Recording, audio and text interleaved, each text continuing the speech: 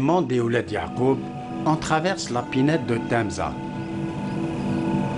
De loin se profilent les imposants massifs forestiers du Chélia.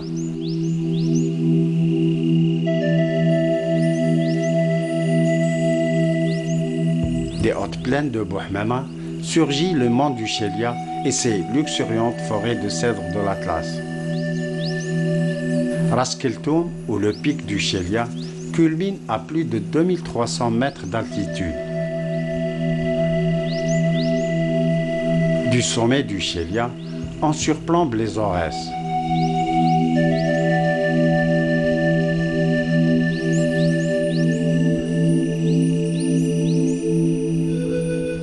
Pour le massif de Chélia et Ouled Yacoub, c'est une continuité. Donc, c'est les mêmes espèces qu'on trouve à Chélia, c'est les mêmes espèces qu'on trouve à Ouled Yacoub. Donc, c'est une continuité naturelle. Chélia et Ouled Yacoub sont d'importants massifs forestiers.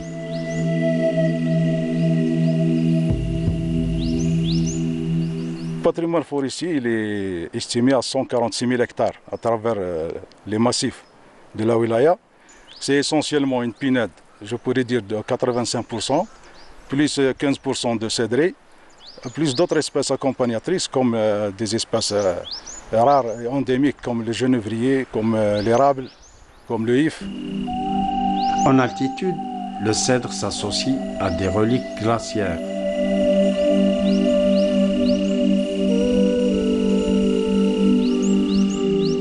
À 2000 mètres d'altitude, au niveau du faciès sud, la cédrée du Chélia abrite des cèdres de différents âges.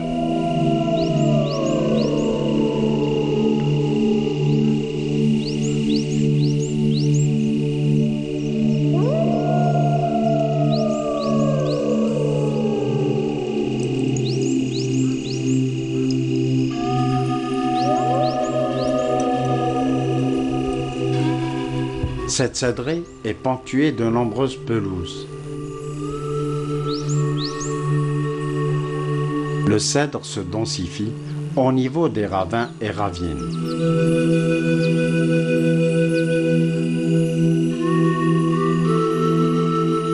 Le faciès nord du Chélia est mieux fourni en cèdre. Le Chélia abrite aussi du genévrier turéfère. Ce résineux multicentenaire affectionne la haute altitude.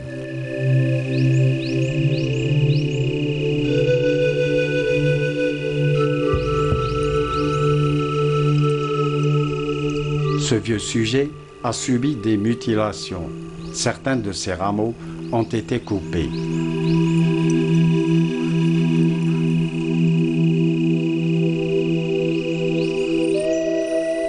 Espèce montagnarde, le genévrier turéfère s'associe au cèdre qu'il oxyde.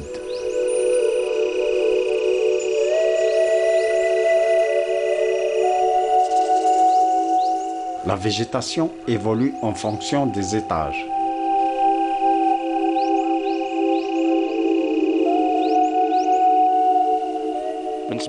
En ce qui concerne la végétation, au niveau du district des forêts de la commune de Msara, forêt des Bni Melloul et Braja, il existe un riche et varié couvert végétal. Il est essentiellement constitué de pins d'Alep et ses sous-bois. On y trouve également les espèces accompagnatrices du pin d'Alep. Ces espèces sont constituées de chênes verts, des genévriers oxycèdres et de phénicie, ainsi que d'autres espèces rares telles le genévrier turéfère et des espèces secondaires comme le lentisque.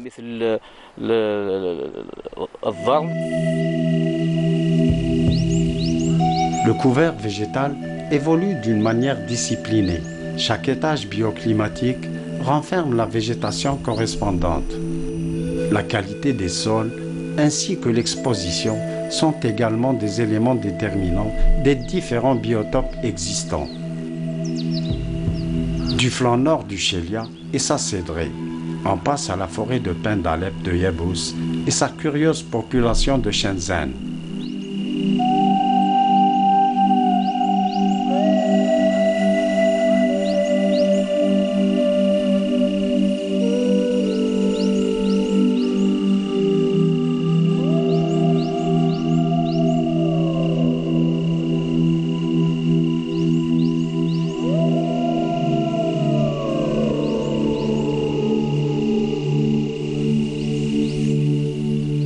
C'est dans ces poches que cette espèce méditerranéenne vit.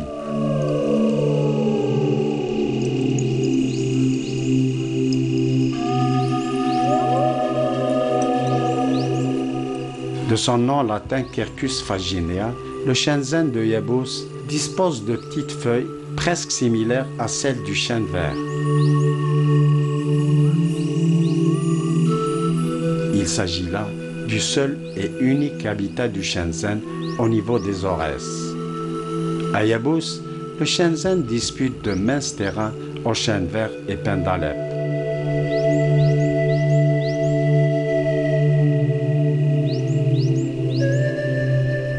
Yabous constitue l'aire idéale du pin d'Alep.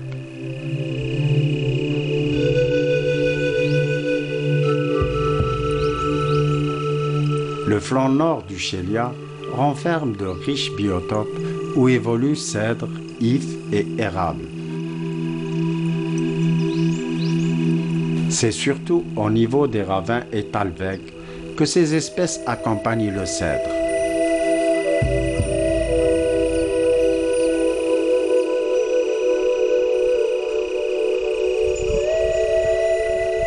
Sur le flanc sud du Chélia, le cèdre cède du terrain au chêne vert au niveau de l'étage inférieur. On découvre aussi la forêt de pin d'Alep d'Emsara. Ces terrains sont dégradés à cause du surpâturage. La vaste et dense forêt de pin d'Alep d'Ibn Melloul à partir de la vallée de Bouhmama.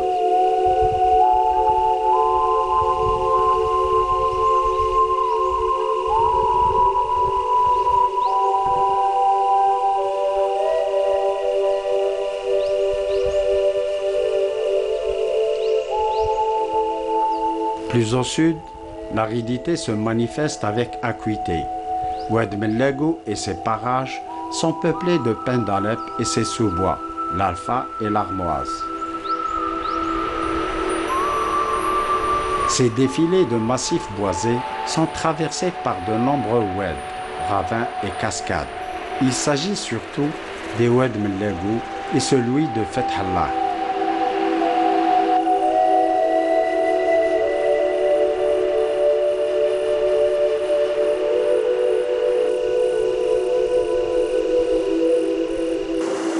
Des ravins et ravines inondent les lits des oueds de Brajab Nimelloul.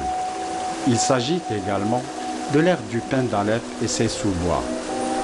Les sous-bois du pin d'Alep sont essentiellement constitués de genévriers oxycèdres, de chêne vert entaillé, de l'alpha ainsi que de l'armoise.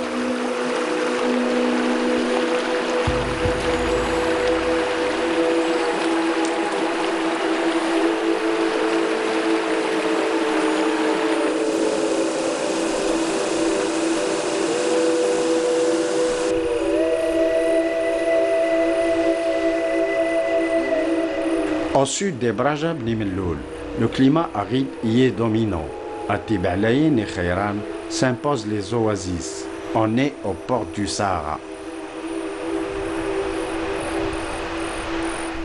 On se trouve ici au niveau de l'Atlas saharien, c'est la chaîne des Aurès, qui transcende de Batna vers Tbessa. Les 2 tiers des massifs dénudés. Les massifs du Chélia et Ouled Yacoub narguent de haut la zone steppique.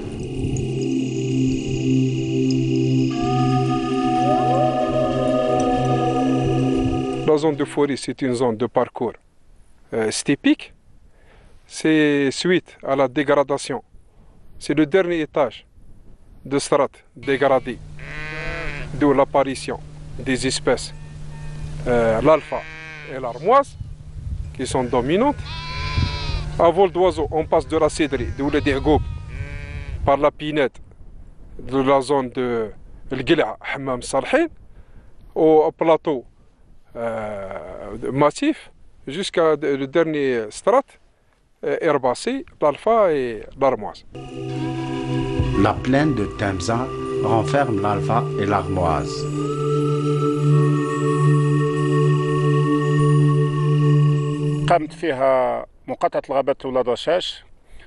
La circonscription des forêts de Ouled Rchash et la conservation de Khenchla ont procédé à la mise en défense des nappes alphatières dans la région.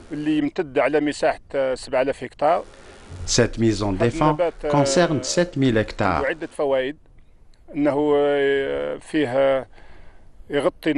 L'alpha protège les sols de l'érosion.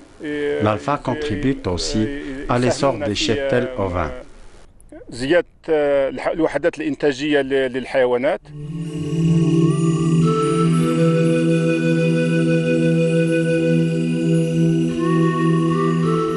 Le cheptel ovin évolue sur certains parcours au cœur même de la forêt des Bni Melloul. Le couvert végétal souffre du pâturage caprin.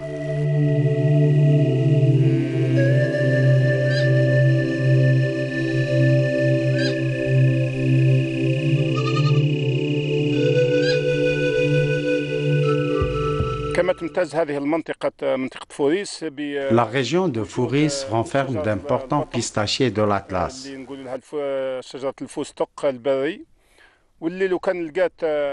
Cet arbre fruitier est rare et peuple les montagnes de la région.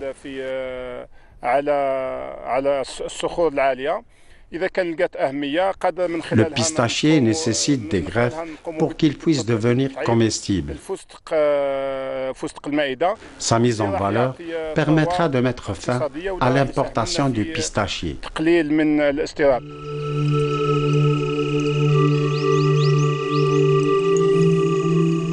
Le pistachier de l'Atlas peuple les falaises des massifs des Memcha. Un imposant pistachier de l'Atlas.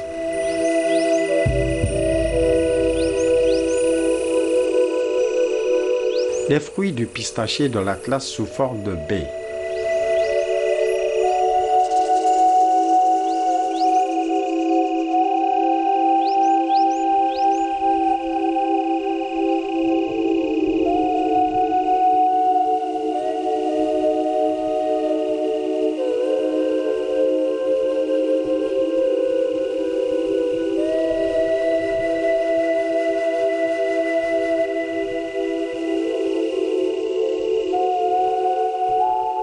De la région steppique de Fouris, on remonte vers le nord-est où s'impose la zone humide de Mahmel.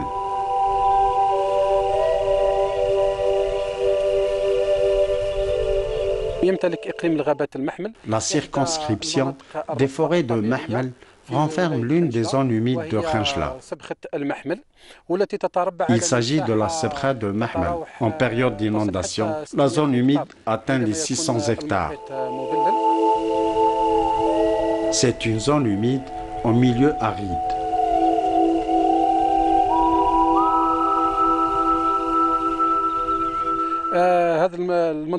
Cette zone humide de Khenchla est située à 1100 mètres d'altitude du niveau de la mer.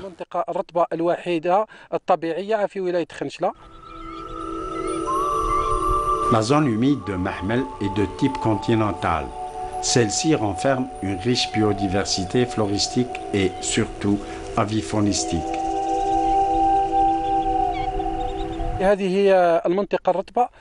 Cette zone humide revêt une grande importance pour l'avifaune. Ce site lacustre est fréquenté de décembre à juin par de nombreux oiseaux migrateurs. Une riche avifaune fréquente la Sebkha de Mahmel.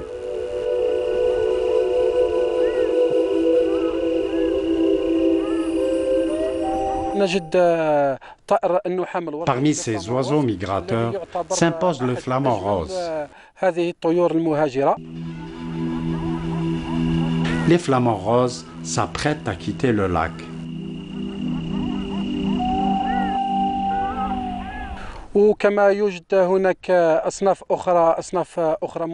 Parmi ces oiseaux migrateurs, on trouve aussi les canards siffleurs, le souchet, le colvert, la tadorne de Kazakh et la tadorne de Belon. Il s'agit d'espèces protégées par des lois aussi bien nationales qu'internationales.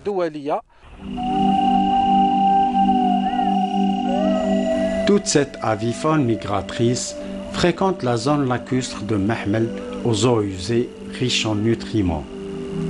Le lac de Mehmel demeure cette incontournable halte pour de nombreux oiseaux migrateurs.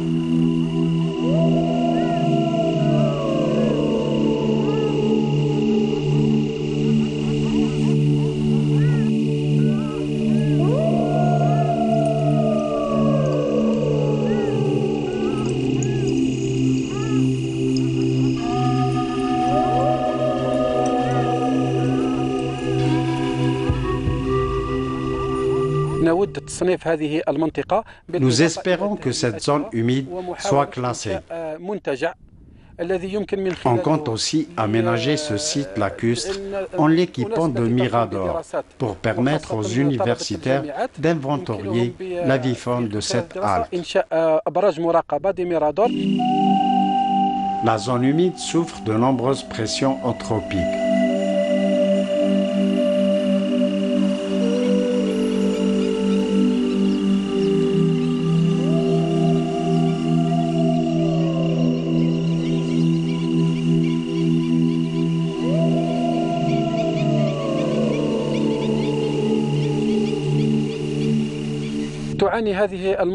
Cette zone humide souffre des pollutions. Il s'agit des eaux usées générées par les habitants de Mehmel. Cette grande agglomération de la wilaya de Khenchela compte 80 000 habitants. La direction de l'hydraulique a construit une station d'épuration afin d'éviter les pollutions. La station d'épuration de Mehmel n'est pas encore opérationnelle. La partie ouest de la zone lacustre continue à subir les affres des rejets des eaux usées de Mehmel et les douars alentours.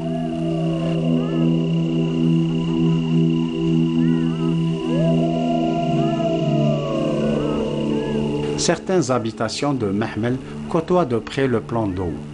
Les oiseaux évoluent à même les eaux polluées.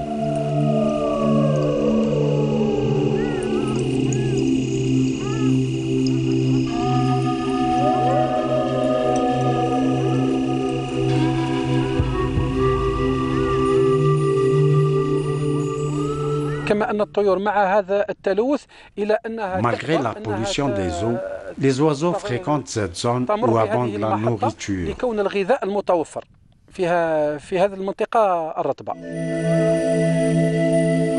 Cette zone humide d'importance internationale est sujette à de graves pollutions de ces eaux au niveau de l'ouest de ce site.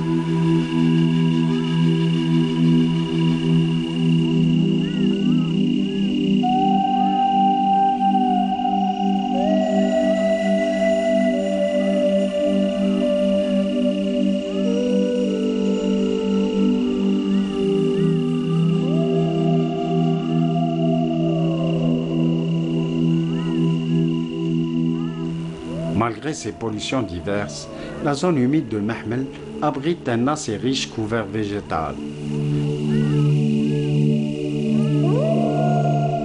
Certains oiseaux y nichent et nidifient. De nombreux oiseaux fréquentent ce lac pour se nourrir. En ce qui concerne le couvert végétal de cette zone humide, on trouve une flore indifférente à la salinité des sols. On y trouve des atriplex, des tamarix, ainsi que des salsolacées. On y trouve également diverses plantes aquatiques. La zone humide de Mehmel est ce site qui reste prisonnier des différentes agglomérations qui l'encerclent.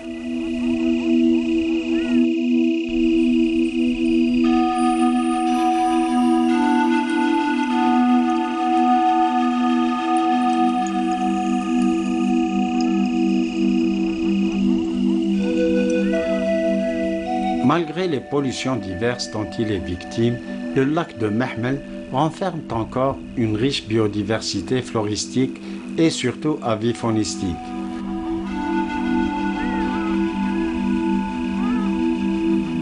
Cette halte pour de nombreux oiseaux migrateurs reste mise à mal par les activités de l'homme.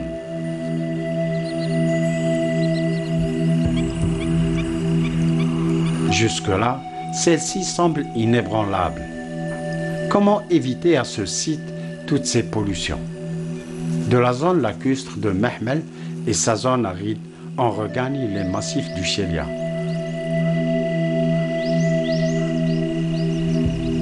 Cette région du Chélia constitue un rempart contre la désertification grâce à la riche biodiversité floristique qu'elle renferme. Ces massifs forestiers demeurent quelque part méconnus des nombreux scientifiques et autres spécialistes en écologie.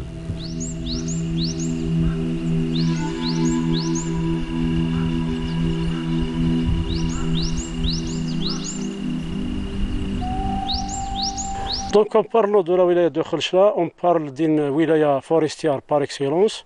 Et pour les deux massifs, Ouled Yacoub et Chélia, qui disposent d'une richesse faunistique et floristique très importante, la conservation des forêts est toujours consciente de cette importance, comme j'ai dit, faunistique et floristique. Et pour cela, un dossier de classement comme parc national qui englobe les deux massifs, Ouled Yacoub et Chélia, a été réalisé par le Bureau national, par le BNIDAR en 2010. Et ce dossier se trouve actuellement au niveau de la direction générale pour le classement de ces deux massifs comme parc national. Le mauvais temps se manifeste à travers les couleurs du ciel. Il naît sur les Aurès.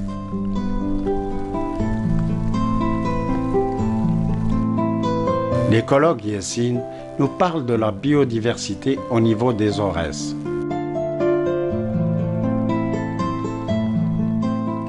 Pour la cidrée de l'Aurès, ce qu'on appelle l'Aurès oriental, le Chélia et le Ouled Yacoub, ici c'est une cidrée très riche et présente un intérêt patrimonial certain. Notons ici la présence au Chélia, par exemple, la présence de certaines espèces toujours statut particulier, c'est-à-dire rares, endémiques, très rares, rarissimes parfois, que ce soit pour les espèces herbacées ou bien les espèces ligneuses. Ici, je cite quelques exemples. Catananche, ici Montana. Il y a le Sorbus aria. Il y a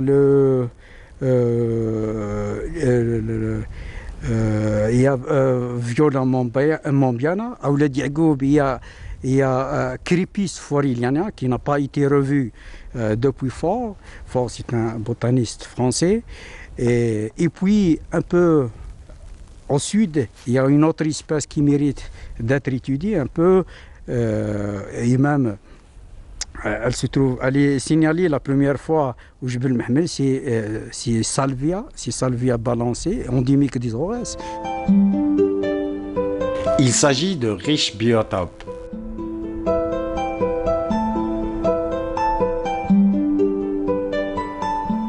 Le genévrier thurifère, on le rencontre justement dans la forêt de Skak, dans le Jebel Mehmel, à Tkout, au Chélia, et dans la région de Tafrent, ici un peu le sud de Bouhmama, le sud-est, le sud-ouest de Bouhmama.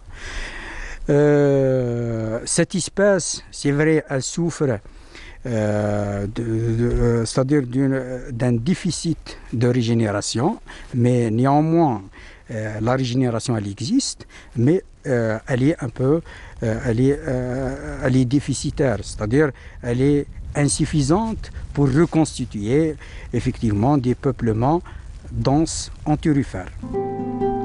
Malgré la riche et variée biodiversité que renferment les massifs du Chélia et Ouled Yacoub, leur classement en tant que parc national tarde à se concrétiser.